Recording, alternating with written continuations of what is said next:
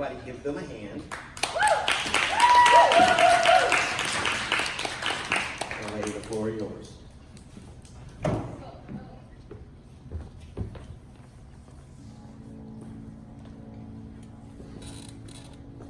Everybody want to stand? Letting go of every single dream of each one down at your feet. Every moment of my wandering never changes what you see. Trying to witness or I confess. My hands are weary, I need your rest. Mighty warrior, king of the fight. No matter what I face, you're by my side. When you don't move the mountains, I'm needing you to move. When you don't part the waters, I wish I could walk through. When you don't give the answers as I cry out to you, I will trust, I will trust, I will trust in you.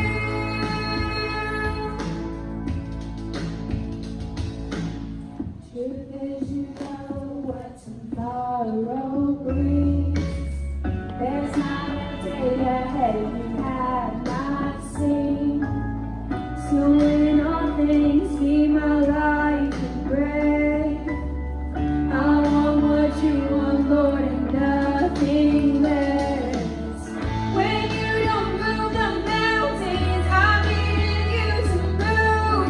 When you don't part the waters, I wish I could walk through. When you don't give the answers as I cry out to you, I will trust, I will trust, I will trust in you.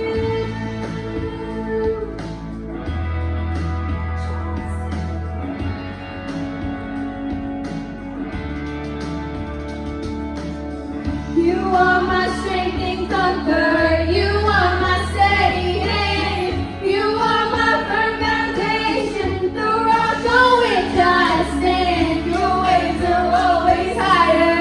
Your plans are always good. There's not a place where I go you've not already stood. When you don't move the mountains, I'm needing you to move. When you don't part the waters, I wish I could walk through. When you don't give the answers as I cry out to you, I will trust, I will trust, I will trust in you. I will trust, I will trust in you.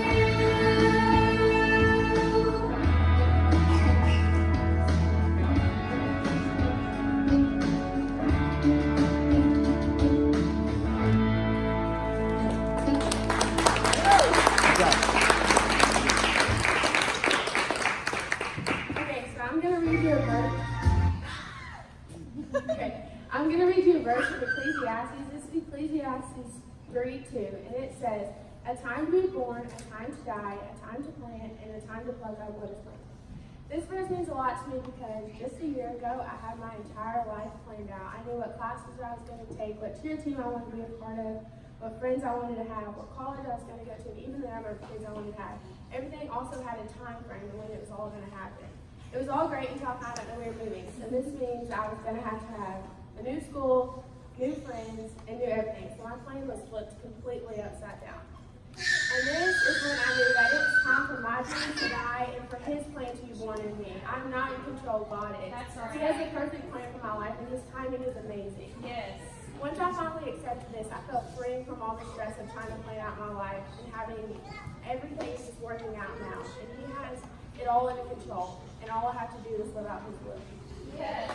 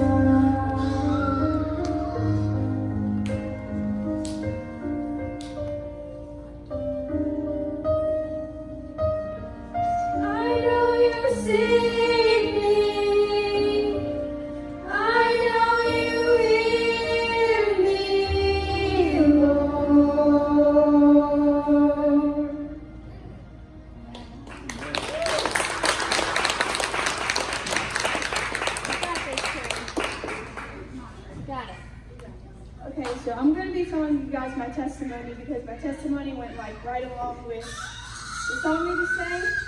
Okay, so 2 years ago, my life was going pretty good. I was doing really good in school, and I was really happy and stress-free. And I had a really close friendship. In November of 2016, I realized that that friendship wasn't very good. She was very controlling, and she was never really happy. And her relationship with God wasn't as good as I wanted myself to be, so we cut that friendship off.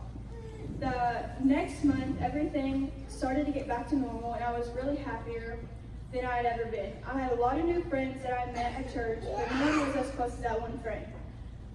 So I stopped telling people a lot of things.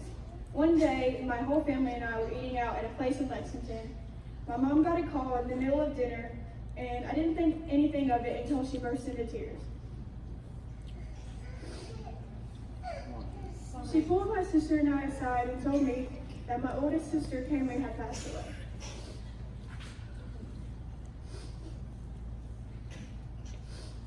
And after that, my life went downhill. I stopped talking to anyone because I knew my whole family was already going through a lot. But I prayed all the time, hoping that all the pain would go away. I wanted it to be done then and there, and it wasn't happening right then, which made me lose a lot of my faith. I was so young, and I didn't understand why all of this was happening to me.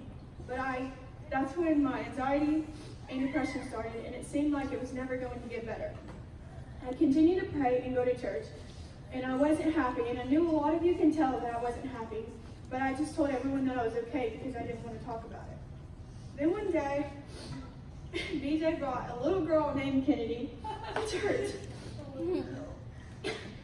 I was so amazed that someone could act and think just like me, and we even look alike.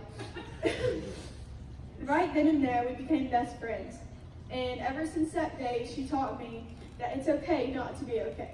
But it's not okay to try to deal with it alone. That's right. Ecclesiastes 4:9-10 says, 2 are better than one because they have a good reward for their toil. Yes. If they fall, one will lift up his fellow, but woe to him who is alone when he falls, has not another to lift him up. If it wasn't for her, I probably wouldn't be standing here telling my story today. I wouldn't have the courage to open up to anyone and tell them what's going on. God had a plan for me. He ended a toxic friendship so that this would conform. The faith that once was lost is now back 10 times stronger than before. My anxiety and depression has gotten so much better, and I've gained a friendship worth a lifetime. So don't give up on your prayer, because all you need is the faith of a mustard seed. You might have to go through the storm, but if you go through the storm, the bright side is there. But God's plan will be done in His time and not yours. Amen. Amen.